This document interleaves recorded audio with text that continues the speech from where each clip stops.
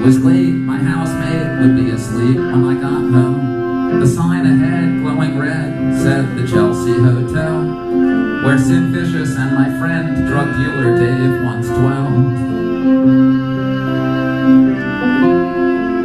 The street was black under my feet, which continued their walking, though I was vaguely interested in the folks behind me talking.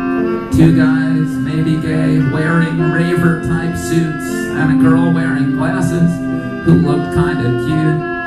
Her hair was brown and curly, she had a tattoo on her back, which I could see because her red shirt was sleeveless with straps. But I only saw this later, not in my first glance, though I could hear them talking behind me, and as if by chance, she was trying to describe a song I knew well, Leonard Cohen's song about the Chelsea Hotel. And I smiled a smile to myself when she said that it's the song where he talks about someone giving him head on a bed that's unmade, and how the song was outrageous. And that's when I got uncharacteristically courageous. I could have left the three of them laughing and just gone on home, but I turned and I faced her and I said, Leonard Cohen? And she was shocked and surprised, but she looked very happy that she now had a witness to back up her story. She looked at me with her spectacled eyes and said, see, I told you, to the two other guys. And my tale might have ended right there and then, except that we started talking about Leonard Cohen and how his lyrics were cool and how he sang so sincere that it must have been true, and it happened right here.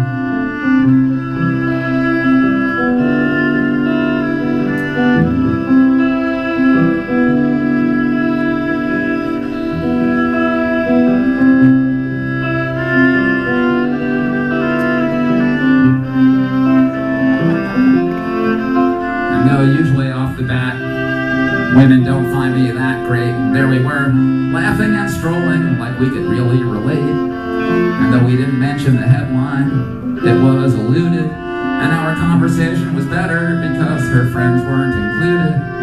The guys weren't paying attention, at least that's how it seemed to me. So I guess I should mention, I thought I heard the knocking of opportunity, although it's easy for me now, as I reminisce, to think of all the things I could have said that would have been better than this.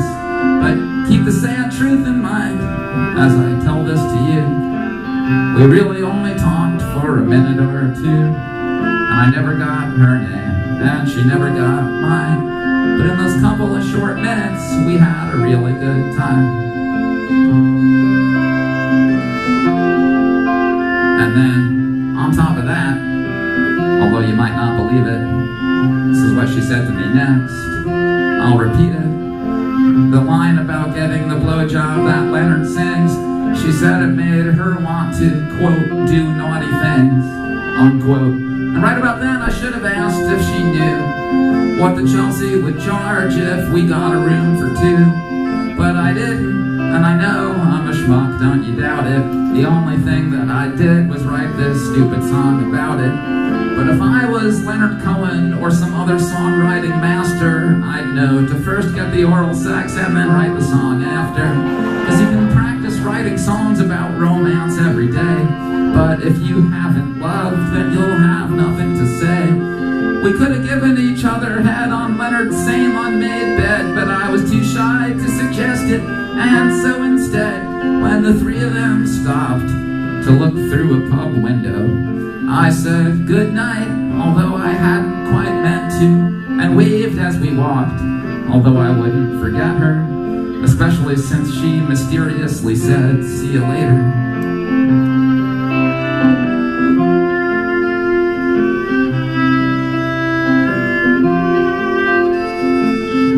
So now every time I'm walking, I hope that we meet, and on purpose, I always go up 23rd Street, where the sign glowing red still says the Chelsea Hotel, where Sid Vicious and my friend drug dealer Dave once dwelled.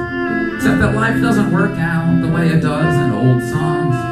That's why we sing relatively new ones to say what really goes on. But if if I could see her again and we could pick up right where we had ended, maybe I'd play her this song, and maybe she wouldn't get too offended. And if you hang out there another minute, I'll tell you why. I think there's more to this situation than meets the eye. Cause you might think that it's sad, and you might think it's pathetic, that I'm still singing this song, and that she will never know it. But if you think for a bit about just what that means, you may realize that's kind of a wonderful thing. That all around the world, there may be folks singing tunes for the love of other people that they barely knew. And it puts a smile on my face, yes it do. And let me tell you that you ought to be smiling too. Cause the next time you're feeling kind of lonesome and blue, just think that someone somewhere might be singing about you. So who knows, if I ever find her again, we'll see. This whole time she could have been singing about me. Probably not, but it could be.